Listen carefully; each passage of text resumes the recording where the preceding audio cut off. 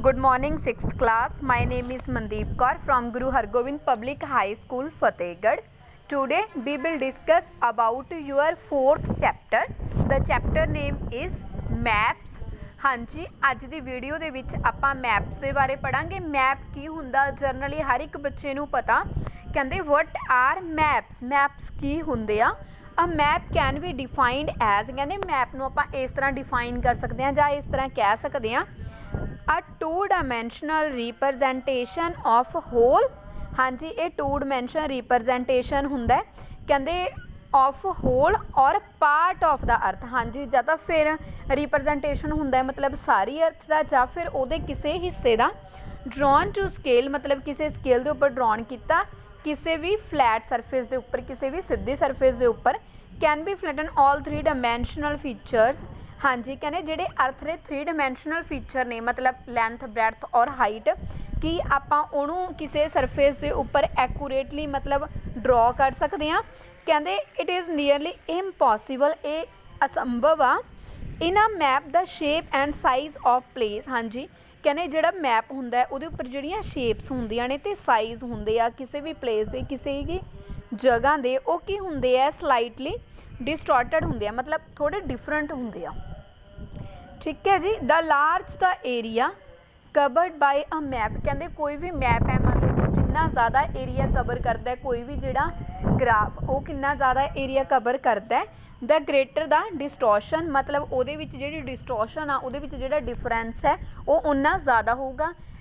ਮੰਨ ਲਓ ਇੱਕ ਮੈਪ ਆ ਉਹ ਘੱਟ ਏਰੀਆ ਕਵਰ ਕਰਦਾ, ਮੰਨ ਲਓ ਆਪਣੇ ਕੋਲ 2 ਮੈਪ ਆ, ਇੱਕ ਪੰਜਾਬ ਦਾ ਇੱਕ ਇੰਡੀਆ ਦਾ। ਜਿਹੜਾ ਪੰਜਾਬ ਵਾਲਾ ਮੈਪ ਹੋਊਗਾ ਉਹਦੇ ਵਿੱਚ ਡਿਸਟੋਰਸ਼ਨ ਘੱਟ ਹੋਊਗੀ ਕਿਉਂਕਿ ਉਹ ਘੱਟ ਏਰੀਆ ਕਵਰ ਕਰ ਰਿਹਾ।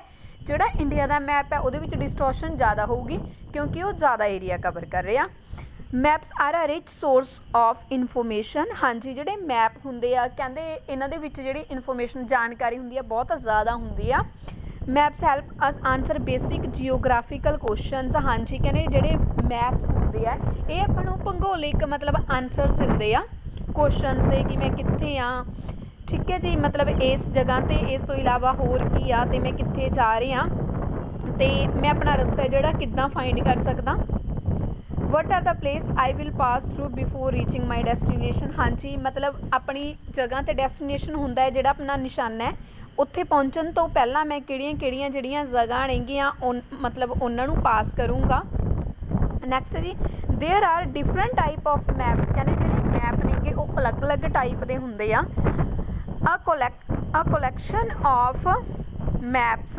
ਹਾਂਜੀ, ਜਿਹੜੀ ਕੋਲੈਕਸ਼ਨ ਹੈ maps is called N atlas. ਹਾਂਜੀ, ਮਤਲਬ ਕੀ ਆ ਜਿਹੜੀ ਕੋਲੈਕਸ਼ਨ ਹੈ ਮੈਪਸ ਦੀ ਉਹਨੂੰ ਐਟਲਸ ਦਾ ਨਾਮ ਦਿੱਤਾ ਗਿਆ। ਤਾਂ ਐਟਲਸ ਕੀ ਆ ਜਿਹਦੇ ਵਿੱਚ ਕਾਫੀ ਸਾਰੇ ਮੈਪ ਹੁੰਦੇ ਆ। Atlas are of different size. ਹਾਂਜੀ, ਜਿਹੜੀ ਐਟਲਸ ਹੈ ਮਤਲਬ ਜਿਹਦੇ ਵਿੱਚ ਕਾਫੀ ਸਾਰੇ ਮੈਪਸ ਹੁੰਦੇ ਆ, ਇਹ ਡਿਫਰੈਂਟ ਸਾਈਜ਼ ਦੀ ਹੁੰਦੀ ਹੈ, ਇਹਦੇ ਆਕਾਰ ਨੇ ਜਿਹੜੇ ਅਲੱਗ-ਅਲੱਗ ਹੁੰਦੇ ਆ। An atlas may carry different map of varied scale. ਹਾਂਜੀ, ਕਹਿੰਦੇ ਜਿਹੜੀ ਮਤਲਬ ਐਟਲਸ ਆ ਉਹਦੇ ਵਿੱਚ ਅਲੱਗ-ਅਲੱਗ ਮੈਪ ਹੁੰਦੇ ਆ ਅਲੱਗ-ਅਲੱਗ ਸਕੇਲ 'ਤੇ। The art and science of making map is called. ਹਾਂਜੀ, ਕਹਿੰਦੇ ਉਹ ਵਾਲੀ ਕਲਾ, ਉਹ ਵਾਲਾ ਵਿਗਿਆਨ ਜਿਹਦੇ ਥਰੂ ਆਪਾਂ ਕੋਈ ਮੈਪ ਬਣਾਉਣੇ ਆ ਉਹਨੂੰ ਕੀ ਕਹਿੰਦੇ ਆ, ਕਾਰਟੋਗ੍ਰਾਫੀ ਕਹਿੰਦੇ ਆ।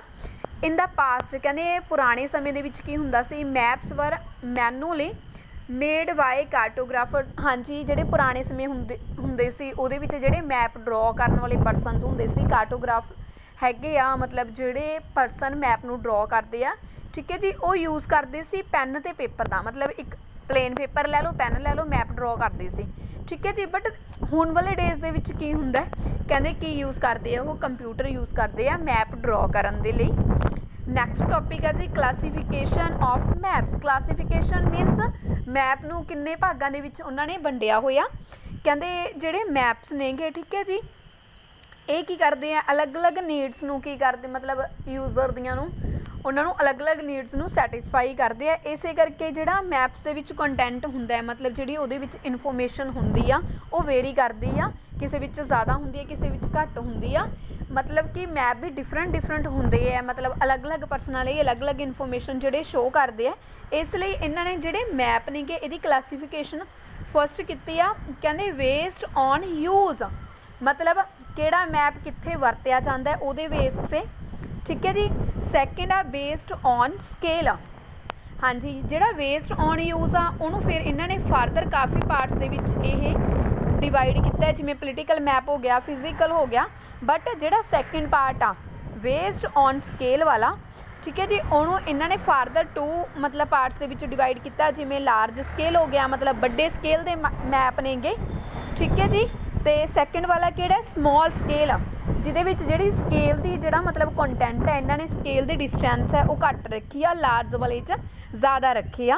ਇਹ ਫਰਦਰ ਅੱਗੇ ਕੀ ਕੀਤੇ ਹੋਏ ਆ ਜੀ, ਕਲਾਸੀਫਾਈ ਕੀਤੇ ਹੋਏ ਆ। ਇਹਨਾਂ ਨੂੰ ਆਪਾਂ ਚੈਪਟਰ ਦੇ ਜਿਹੜੇ ਨੈਕਸਟ ਪਾਰਟ ਆ ਉਹਦੇ ਵਿੱਚ 1 ਬਾਏ 1 ਡਿਸਕਸ ਕਰਾਂਗੇ।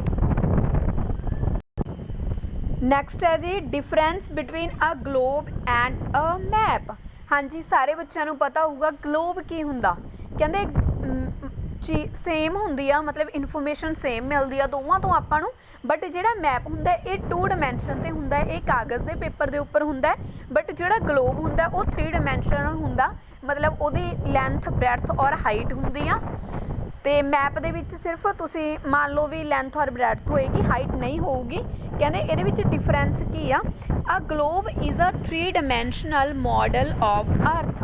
ਹਾਂਜੀ, ਜਿਹੜਾ ਗਲੋਬ ਹੈ ਉਹ ਕੀ ਹੈ, 3 ਡਾਇਮੈਂਸ਼ਨਲ ਮਾਡਲ ਆ। ਕਾਹਦਾ ਮਾਡਲ ਆ, ਅਰਥ ਦਾ। A map is a 2 dimensional representation of the earth. ਜਿਹੜਾ ਵੀ ਮੈਪ ਹੈ ਉਹ ਕੀ ਹੈ, 2 ਡਾਇਮੈਂਸ਼ਨਲ ਰਿਪਰਜੈਂਟੇਸ਼ਨ ਆ। Globe shows very ਫਿਊ details. ਹਾਂਜੀ, ਗਲੋਬ ਦੇ ਉੱਪਰੋਂ ਕੀ ਹੈ, ਆਪਾਂ ਨੂੰ ਕਹਿੰਦੇ ਡਿਟੇਲਸ ਘੱਟ ਮਿਲਦੀਆਂ ਨੇ। The shapes and size of countries get distorted in a map ਕੀ ਕਹਿੰਦੇ ਆ, ਕਹਿੰਦੇ ਜਿਹੜੀਆਂ ਮੈਪ ਹੁੰਦਾ ਉਹਦੇ ਉੱਪਰ ਕਿਸੇ ਵੀ ਕੰਟਰੀ ਦੀ ਸ਼ੇਪ ਜਾਂ ਫਿਰ ਉਹਦਾ ਸਾਈਜ਼ ਹੈ, ਜਿਹੜਾ ਆਕਾਰ ਹੈ ਜਾਂ ਉਹਦੀ ਬਣਤਰ ਆ, ਉਹ ਕੀ ਹੁੰਦੀ ਹੈ, ਕਹਿੰਦੇ ਵੱਖਰੀ ਹੁੰਦੀ ਆ ਮੈਪ ਨਾਲੋਂ। ਥਰਡ ਪੁਆਇੰਟ ਹੈ ਜੀ globe shows the shapes and size of countries accurately. ਹਾਂਜੀ, ਜਿਹੜਾ ਗਲੋਬ ਹੁੰਦਾ ਠੀਕ ਹੈ ਜੀ, ਉਹ ਕੀ ਕਰਦਾ ਹੈ, ਕਹਿੰਦੇ ਸ਼ੇਪ ਤੇ ਸਾਈਜ਼ ਨੂੰ ਐਕੂਰੇਟਲੀ ਮੇਜਰ ਕਰਦਾ। ਮਤਲਬ ਜਿੱਦਾਂ ਦੀ ਸ਼ੇਪ ਤੇ ਸਾਈਜ਼ ਗਲੋਬ ਦੇ ਉੱਪਰ ਦਿੱਤਾ ਹੋਊਗਾ ਕਿਸੇ ਵੀ ਕੰਟਰੀ ਦਾ, ਉਹ ਸੇਮ ਹੋਊਗਾ। ਬਟ ਮੈਪ ਦੇ ਵਿੱਚ ਇਹਨਾਂ ਨੇ ਕੀ ਕਿਹਾ ਸੀ, the shape and size of country get distorted. ਮਤਲਬ ਕੀ ਹੁੰਦਾ, ਇਹਦੇ ਵਿੱਚ ਡਿਫਰੈਂਟ ਹੁੰਦਾ ਮੈਪ ਨਾਲੋਂ। ਹੁਣ ਜੀ ਆਪਾਂ ਚੱਲਦੇ ਹਾਂ ਗਲੋਬ ਦੇ 4th ਪੁਆਇੰਟ ਤੇ। 1 can view only a part of the world at a glance on a globe. ਕੀ ਕਹਿੰਦੇ ਆ, ਕਹਿੰਦੇ ਅਗਰ ਆਪਾਂ ਗਲੋਬ ਤੇ ਇੱਕ ਮਤਲਬ ਕੀ ਹੈ ਕੁਇੱਕ ਜਿਹੀ ਝਾਤੀ ਮਾਰੀਏ, ਮਤਲਬ ਇੱਕ ਨਜ਼ਰ ਮਾਰੀਏ, ਤਾਂ ਆਪਾਂ ਕੀ ਹੈ ਜਿਹੜਾ ਪਾਰਟ ਆਪਾਂ ਨੇ ਵੇਖਣਾ ਛੋਟਾ ਜਿਹਾ ਆਪਾਂ ਉਹਨੂੰ ਵੇਖ ਸਕਦੇ ਹਾਂ, ਠੀਕ ਹੈ। ਮਤਲਬ ਉਸੇ ਪਾਰਟ ਤੇ ਆਪਣਾ ਫੋਕਸ ਹੋਊਗਾ। ਬਟ ਮੈਪ ਵਾਲੀ ਸਾਈਡ ਤੇ ਕੀ ਕਹਿੰਦੇ ਆ, ਕਹਿੰਦੇ 1 can view the entire world at a glance in a world map. ਮੰਨ ਲਓ ਆਪਣੇ ਕੋਲ ਸੰਸਾਰ ਦਾ ਮੈਪ ਆ, ਉਹਦੇ ਉੱਪਰ ਸੰਸਾਰ ਦੀ ਕੋਈ ਵੀ ਚੀਜ਼ ਦੇਖਣੀ ਆਪਾਂ, ਤਾਂ ਉਹਦੇ ਉੱਪਰ ਆਪਾਂ ਨੂੰ ਪੂਰਾ ਸੰਸਾਰ ਦਿਖੂਗਾ, ਪੂਰਾ ਸੰਸਾਰ ਦੇਖਣਾ ਪਊ। ਗਲੋਬ ਦੇ ਵਿੱਚ ਕੀ ਸੀਗਾ, ਆਪਾਂ ਉਸੇ ਪੁਆਇੰਟ ਤੇ ਫੋਕਸ ਕਰ ਸਕਦੇ ਸੀ।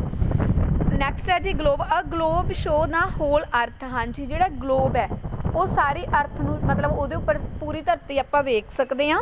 It can not show only a part of the. ਹਾਂਜੀ, ਕਹਿੰਦੇ ਇਹਦੇ ਵਿੱਚ ਕੀ ਹੈ, ਆਪਾਂ ਪੂਰੀ ਅਰਥ ਨੂੰ ਵੇਖ ਸਕਦੇ ਹਾਂ, ਸਿਰਫ ਇੱਕ ਪਾਰਟ ਨਹੀਂ ਦਿੰਦਾ ਸੰਸਾਰ ਦਾ। But maps can be drawn to show the whole world or a part of it. But map ਕਿੱਦਾਂ ਬਣੇ ਹੁੰਦੇ ਆ, ਕਹਿੰਦੇ ਆਪਾਂ ਇਹਦੇ ਪੂਰਾ ਸੰਸਾਰ ਵੀ ਦੇਖ ਸਕਦੇ ਹਾਂ। ਜਿਹੜਾ ਵਰਲਡ ਮੈਪ ਹੁੰਦਾ, ਜਿਹੜਾ ਕੰਟਰੀ ਦਾ ਮੈਪ ਹੁੰਦਾ, ਉਹ 'ਤੇ ਆਪਾਂ ਵਰਲਡ ਦਾ ਇੱਕ ਪਾਰਟ, ਮਤਲਬ ਕੋਈ ਵੀ ਕੰਟਰੀ ਜਿਹਦੇ ਬਾਰੇ ਆਪਾਂ ਦੇਖਣਾ ਉਹ ਦੇਖ ਸਕਦੇ ਹਾਂ, ਠੀਕ ਹੈ ਜੀ। It is inconvenient to carry a globe. ਕਹਿੰਦੇ ਜਿਹੜਾ ਮਤਲਬ ਕੀ ਹੁੰਦਾ, ਗਲੋਬ ਨੂੰ ਕੈਰੀ ਕਰਨਾ ਥੋੜ੍ਹਾ ਔਖਾ ਹੁੰਦਾ। It is easy to carry maps. Map ਨੂੰ ਕੈਰੀ ਕਰਨਾ ਕੀ ਹੁੰਦਾ, ਸੌਖਾ ਹੁੰਦਾ, ਈਜ਼ੀ ਹੁੰਦਾ।